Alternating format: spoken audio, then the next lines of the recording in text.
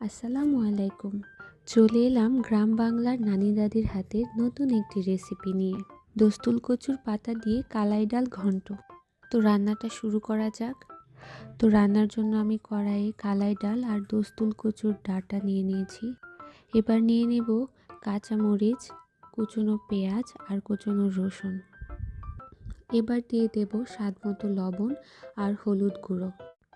এবার সব কিছু ভালো মতো নেড়ে চেড়ে মিশিয়ে নেব। আর রান্নার জন্য কিন্তু চুলা জ্বালাতে ভুলবেন না। সব কিছু ভালো মতো মিশিয়ে এ পর্যায়ে আমি দিয়ে দেব পরিমাণ মতো পানি। পানি এমন পরিমাণে দিতে হবে যেন কচুর ডাঁটা আর ডাল দুটোই ভালো মতো সেদ্ধ হয়ে যায়।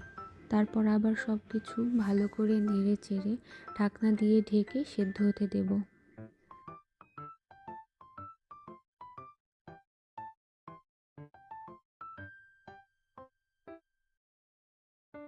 কয়েকবার ঢাকনা তুলে নেড়ে চেড়ে দিতে হবে যেন নিচে লেগে না ধরে।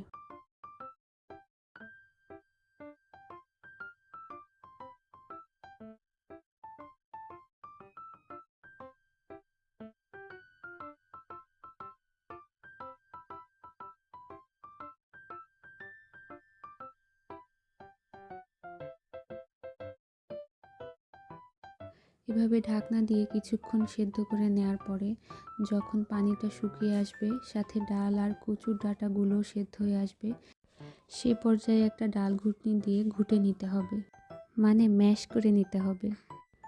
তো যাই হোক, ডাল ঘুটনি দিয়ে এমনভাবে ঘুরতে হবে যেন কচুর ডাঁটা আর ডাল এভাবে মিলে মিশে একাকার হয়ে যায়।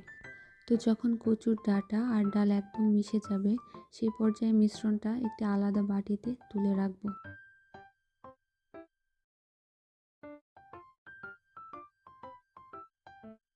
তো এবার মিশ্রণটা তেলে দেওয়ার পালা।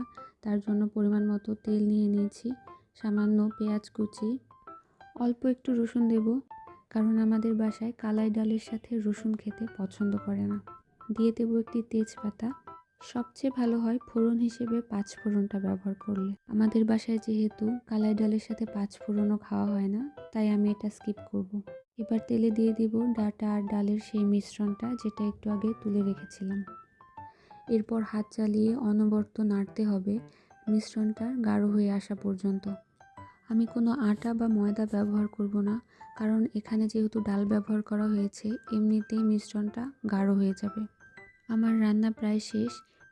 এ পর্যায়ে 2-3 ফালি মরিচ দিয়ে নেড়ে চেড়ে নামিয়ে নেব। এই তো তৈরি হয়ে গেল আমার